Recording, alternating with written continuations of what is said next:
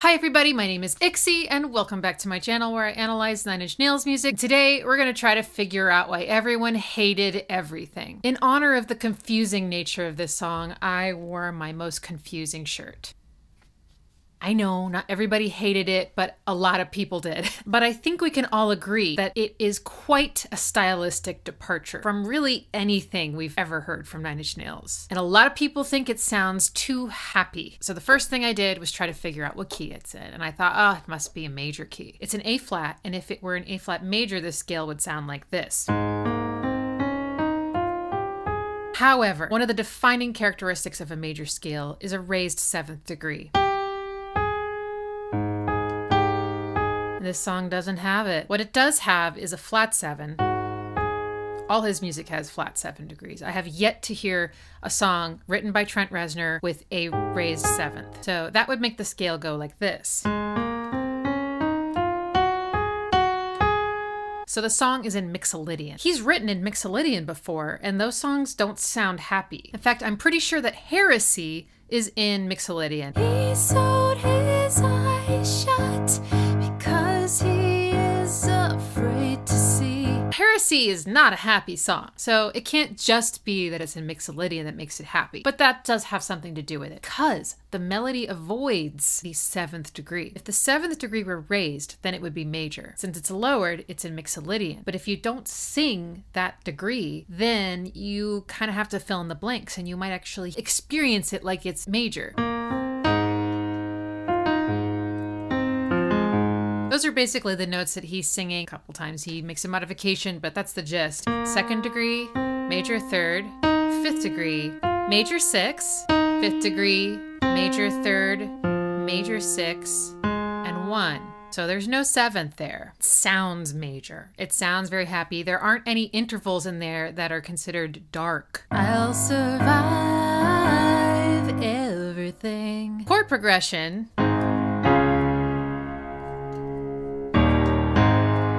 Yeah, that is so straightforward, guys.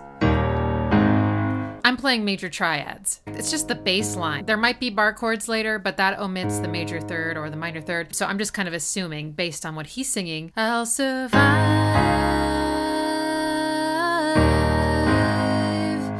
everything.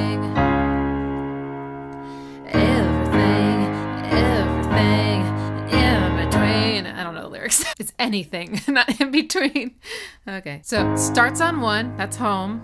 Then we go up to a major 4. We go down to a major 5, which is an authentic cadence back to 1. There is not a lot of tension created by those chords. There's a little bit. There is, but it's very pleasant tension. There's some tension. There's some, it's so nice. No tension, no tension. See what I mean? So far, there's nothing to indicate that we're in Mixolydian, so we don't have a flat 7. It sounds like he's singing in a major key. He's singing something that sounds quite joyous. I survived everything. I have tried everything. There's something triumphant about it. And it's just harmonically so much more accessible. There is sort of a little interlude between the first chorus and the second verse where we get that minor 7th, and it's in the guitar, and this guitar sounds a lot like The Cure and Duran Duran and Joy Division, who I've never listened to until today, but it's a certain quality. It's very pure, like a chorus effect a little bit on it. I'm not a guitarist. I really shouldn't speak on this subject, but I can just hear that they have similarities. Like when I heard this,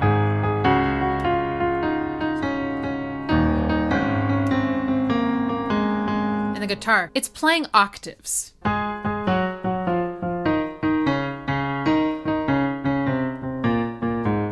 It reminds me of, yeah, like pop punk from the 80s maybe. In that melody, we do get the minor 7th. There it is. Now, if it was a major 7th, we'd get this. Ooh, a tritone. So, I don't know, there's almost something more accessible about that than this.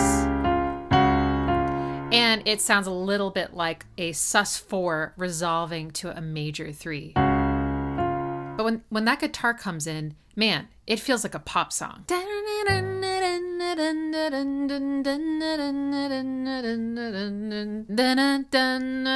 He's just hanging out on that major third. Also just going down the scale. Somebody on the Nine Inch Nails group said that this reminds them of going to the beach and surfing. There's really no syncopation for this verse. In fact, the drum beat just starts. It's kind of a backbeat, which would be just but with the kick kind of filling in all of the spaces. Heard it a ton in rock and roll and probably in punk. I also feel like I heard it a lot more in the 80s and 90s. And it's kind of just an electronic drum loop at first. And then he brings in drum samples. It sounds a little bit fuller, but it's still just so straight. I'll survive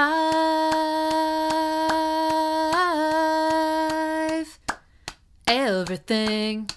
And you got the guitar just going dum dum dum dum dum dum dum dum dum dum dum dum dum dum dum dum dum dum dum. There is a bit of syncopation. The guitar pattern. It sort of anticipates the beat. Okay, so the lyrics of this song are a little bit deceiving because the verse is, you know, seems kind of positive. I survived everything. I've tried everything, everything and anything. Wave goodbye, wish me well. I've become someone else. And just combined with the harmony, it just sounds kind of happy. But then listen to the lyrics for the chorus. All the walls begin to dissolve away. Do your hands begin to shake, shake, shake, shake? And just do what you think you used to be? That doesn't sound right. Lyric genius.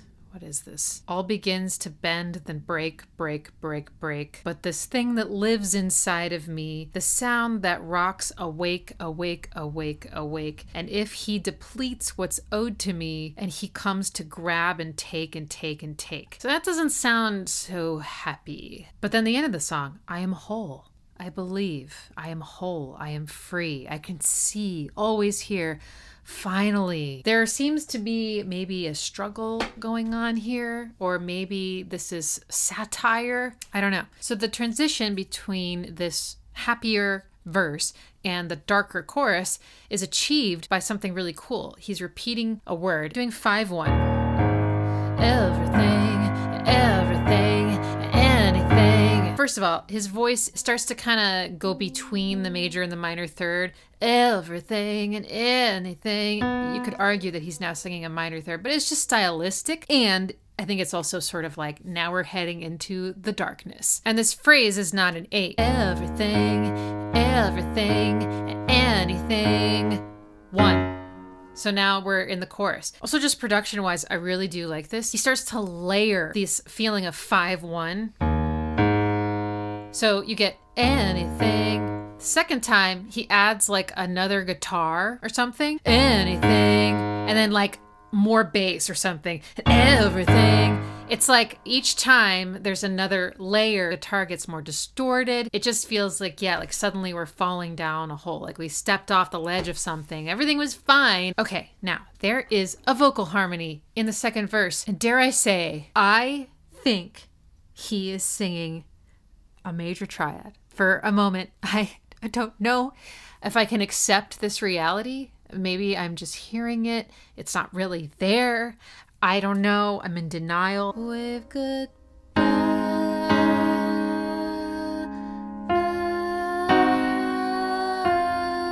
I don't have the multi-track, so I can't be positive, but I do think I'm hearing this C natural, which would be the major third.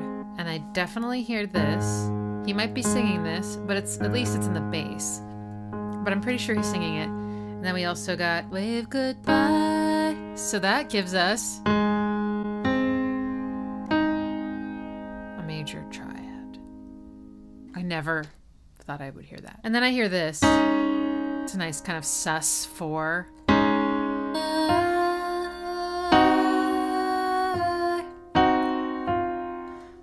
So this is a diminished chord, and this is the flat 7 that we really haven't heard sung. Whenever I heard this, I was like, oh, he's like trying to back off a little bit on how happy this sounds. He's like, wave goodbye. Like, no, don't worry. I'm still Trent Reznor. Like, he could have just been, wave goodbye.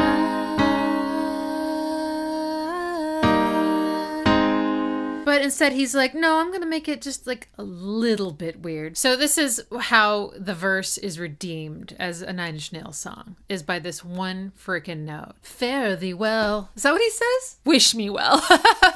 Might as well have said fare thee well. Wave goodbye, fare thee well. I mean, his delivery is also just like, this might be the shortest video I've ever made, but basically the verse just sounds like a pop song. There's really nothing in this verse that sounds like Nine Inch Nails. If you took away his voice and you just played the music, I would be shocked if anybody would say, oh, that sounds like Nine Inch Nails. But I would be remiss to not talk about the crazy ass chorus. If he just built the song around the chord progression and the feel of the chorus, then I think it would be a song that everyone would really enjoy. In fact, now that I've listened to this song so many times analyzing it, I actually really like the chorus and I've been singing it all day. So it modulates. So we go to a completely different key that's not really related. So here's where we are. And then we go up to this.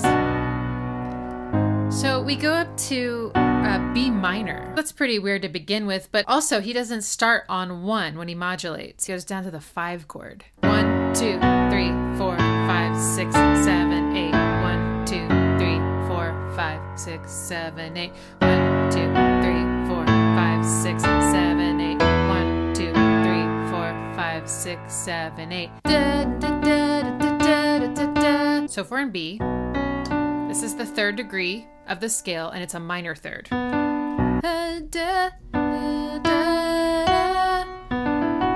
So he's like minor 3rd, perfect 4th, perfect 5th. Kind of rooting you in B minor. So I think it's probably B minor. And then if you got some guitar, it's just like or something, and maybe it's even, maybe there's one even doing D's. So you've got this for sure, and that makes it ambiguous. So maybe it's B major, maybe it's B minor. Let's assume for a second it's in B minor. How does this sound?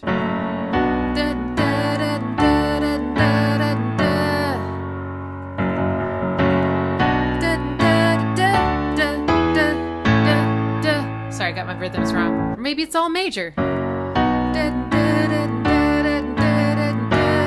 So it's ambiguous and it's ugly. You know, I mean, I read that in an article. They're like, and then you've got the ugly chorus. But I know what they're saying. Got a lot of dissonance when you were in this complete like pop ecstasy just a little bit ago. Also, he shortens the phrase of the end of the chorus to 6 instead of 8. So for example, all begins to break, break, break, break, break.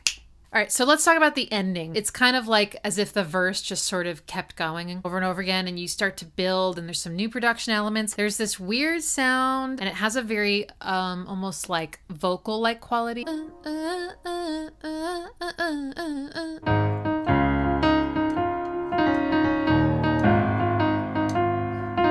it's kind of cool. I like the da da da da da. That's mimicking the rhythmic pattern of the guitar from the 2nd verse. But it's just a little bit different. The outro sounds happy too because there's no minor 7th and he's just doing I am home. 2nd degree, major 6, 1. I am home.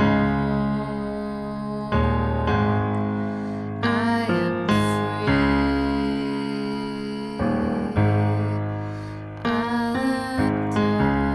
Going up to the major 3rd.